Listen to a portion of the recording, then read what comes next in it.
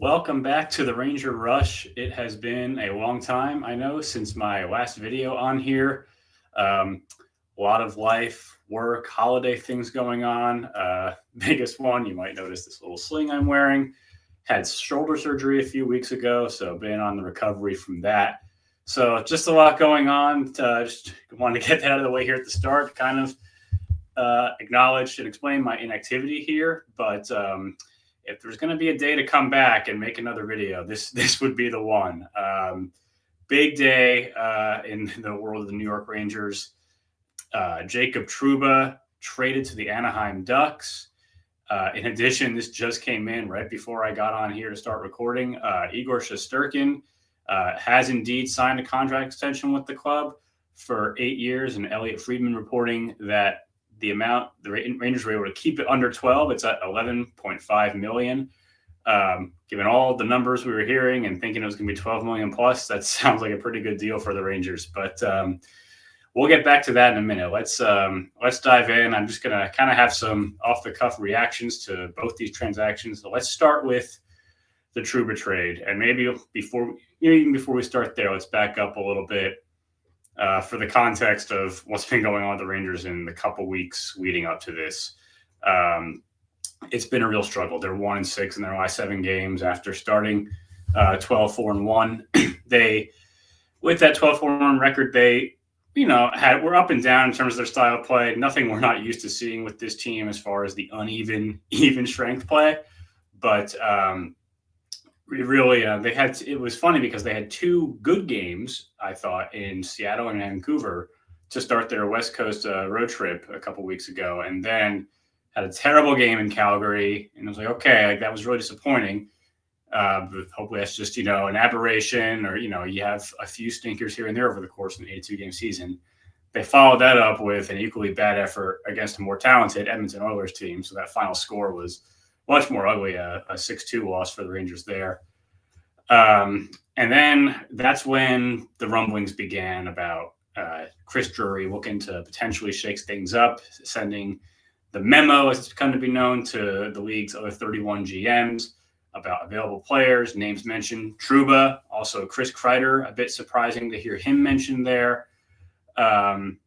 And at the time, the Rangers had only lost 2 in a row, but they hadn't been playing great hockey. Besides, those 2 I mentioned, the Seattle Vancouver games, but for a few weeks they hadn't been playing great leading up to that. But you're thinking maybe this is just a tactic by Drury to get the players going, light a fire under them. And I don't know if that's what it was at the time, but if so, it did not have that effect. The Rangers had another dud of a game at home against the St. Louis Blues. Lost again to the Carolina Hurricanes. And the game was close, but they frankly got outplayed for most of the night. Horrible game in Philadelphia. Finally got back in the win column the next afternoon against a bad Montreal Canadiens team. A goal in the final seconds by Kaapo Kakko on the power play. But then after that, this past Monday, a real disappointing loss to the New Jersey Devils, a skilled, speedy team, really exposed the Rangers' defensive issues. And at that point, they had 3 days off before, this is a Friday, the 6th, so before their game this evening against the Pittsburgh Penguins. And you felt like something might go down just because it's a break between the games, and Drury and the Brass have some time to, assess what's been going on a little more, look into some more transactions. And it was pretty quiet for a few days until this morning when the news broke that Trouba would be scratched in tonight's game. Head coach Peter Laviolette acknowledged it, said he was in total lockstep with Drury on the decision. So at that point, it was readily apparent that the Rangers were looking to had a trade that was either had a trade imminent, or failing that, they were going to put Trouba on waivers. Knowing Trouba had a partial no trade clause, and it sounded like the teams that the Rangers were talking to were on his list to veto if he wanted to. So might sound like a bit of a dirty tactic by the Rangers to threaten the waiver situation in that regard, similar to what they did with Barclay Goodrow in the summer. But Hey, at the end of the day, this is pro sports. What's the line from Mad Men? They say that's what the money's for, right? So it can be an ugly business sometimes. It's not personal, and at the end of the day, the Rangers, their number one goal as an organization is they got to build a winning hockey club, win a Stanley Cup, and to do that, you have to cut players, get rid of players who are making too much money and not producing the way they need to live up to their contracts. So anyway, as the 2 p.m. waiver deadline for today drew closer, it seemed, and no trade had broken. It seemed maybe that's the way they're going to have to go. They're not really going to be able to find a trade partner, at least on terms they're willing. But then right around that time, I think it was like right after the trade was announced with the Anaheim Ducks, who do have a ton of cap space, but somehow not only were the Rangers able to find a willing trade partner in Anaheim, but Trouba, they took Trouba's full salary, nothing retained by the Rangers, and the Rangers didn't even have to add any kind of a sweetener to get Anaheim to do that. The Rangers, in fact, got back a 4th-round pick and a depth defenseman in Urho Vakanainen, who actually was a 1st-round pick back in 2017. Hasn't really ever lived up to that status, but at $1.1 million a year, perfectly fine depth defenseman, also someone who could play in Hartford.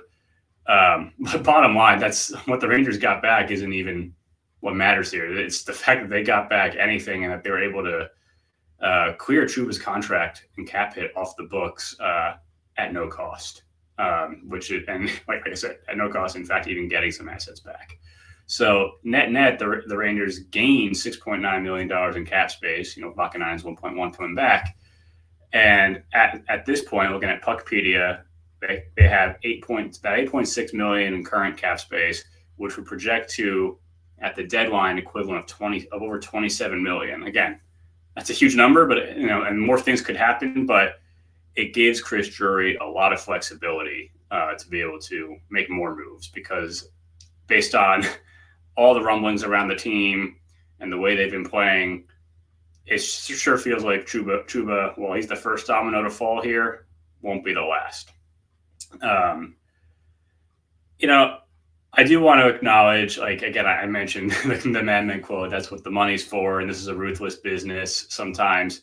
Look, this is a move the Rangers had to make. Trouba's play on the ice just wasn't up to par.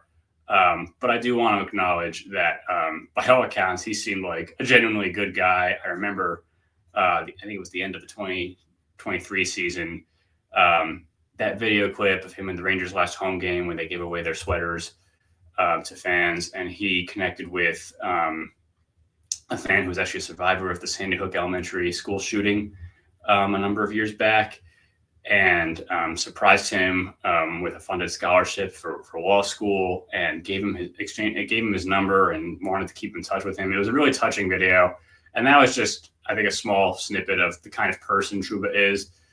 When he was named captain of the team a couple of years ago, it seemed like maybe to the outsiders a bit of a surprise. At that time, you're looking at guys like Chris Kreider and Mika Zibanejad as maybe the bigger candidates, but those guys and all the players on the team said, yeah, Trouba's the no-brainer choice. So as far as, the kind of guy he was in the room, the kind of leader he was, the way people looked up to him and his work in the community, I don't want to discount that at all. I want to acknowledge it.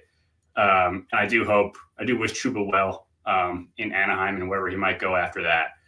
But at the end of the day, like I said, the Rangers, this is a move they had to make, especially if they could find a partner to take on the full salary as Anaheim did.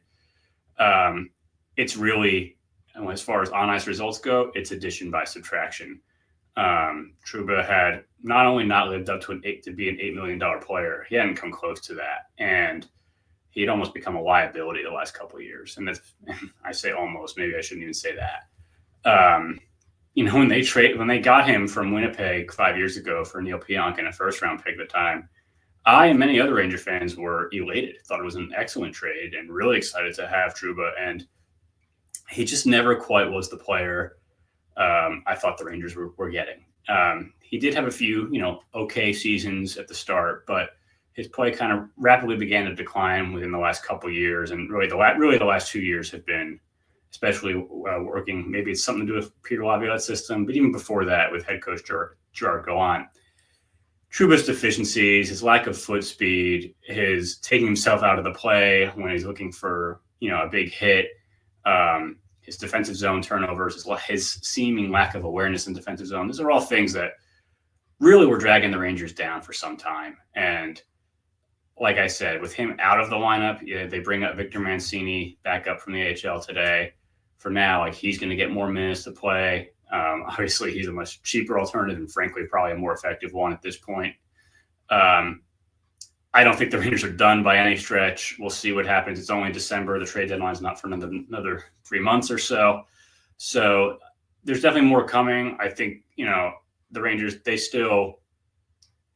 probably at the end of their window, but they still, I think, they don't want to have I don't know if they want to have a complete sell-off at this point. I think they do want to try to salvage this season, but at the same time, they are looking for a big shakeup. So it's going to be interesting to see how they kind of toe that line. But as far as being a big wanting to still contend goes, maybe that's the good segue for the next thing that just broke, and that's Igor Shesterkin signing the long-awaited extension. Like, as I said at the top, 8 years, reported 8 years, $11.5 million per year. I think with everything we were hearing with Shesterkin looking for $12 million or more, and then him turning down that $11 million per year contract early in the season, it kind of felt like 12. It was going to take 12, maybe even slightly more. So for the Rangers to get it done with him at 11.5, really is excellent work by Chris Drury. As I went over in one of my previous videos, that number sounds big, but assuming even conservative cap increases year to year going forward, his percentage of the cap is really going to be very comparable, if not below, some other top goaltenders and some like Sergei Bobrovsky, others on cup-winning teams. So I don't think that's a concern for the Rangers. They have their franchise goalie. He's locked up now. So that contract kicks in next season. So even then, when you add in the it sounds like a lot of money, right? It's going to take up a lot of cap space, but you have to remember that it's on top of it's in lieu of the $5.6 million that Shesterkin was already making. So it's a raise from that. You've cleared out Trouba's $8 million. You have Vakanainen at 1.1, which is pretty negligible and can be moved or sent down as needed. So you've actually gained cap space even for next season at this point, albeit a small amount, but that's how important it was to get Trouba's contract off the books. It gives the Rangers that much more flexibility. That flexibility is a little tighter next season with Shesterkin's extension kicking in.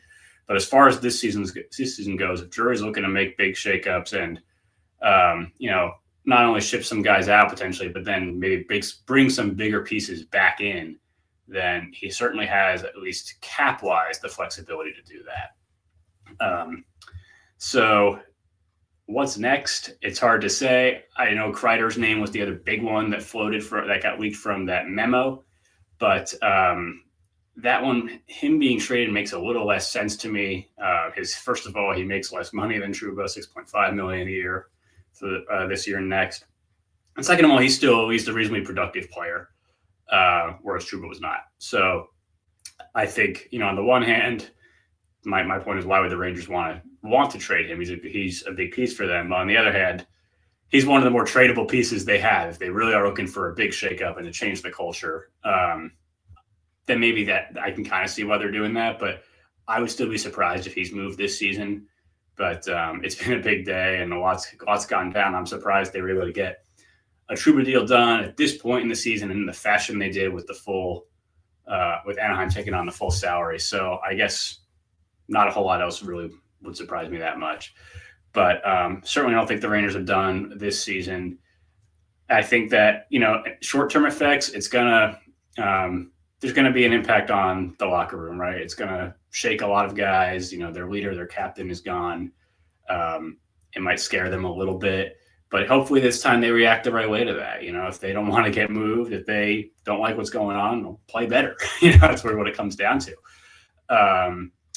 And I think maybe longer term, especially now with Shesterkin also having signed, the Trouba drama, which goes back to earlier in the summer, that being, a thing of the past now, maybe eventually, even though there's still some uncertainty over more guys who might get moved, whether it's Kreider, Lindgren, Capo Caco, at least maybe things can start to settle down a little bit now that a couple of dominoes have fallen here.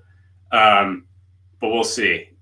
More immediately, the Rangers need to start getting back on the winning track. But longer term, I think it's going to be fascinating to see what they do, because it sure seems like Drury wants to shake things up in a big way, and he started to do that today. But at the same time, I don't think he's looking for a full teardown and rebuild either. So it's going to be fascinating to watch, and that's all we can do in the meantime. Hopefully, I'll have a few more videos coming up here, and we'll see what other dominoes fall for the Rangers. I'm sure there are going to be a few more big ones in the coming weeks and months. Until then, go Rangers.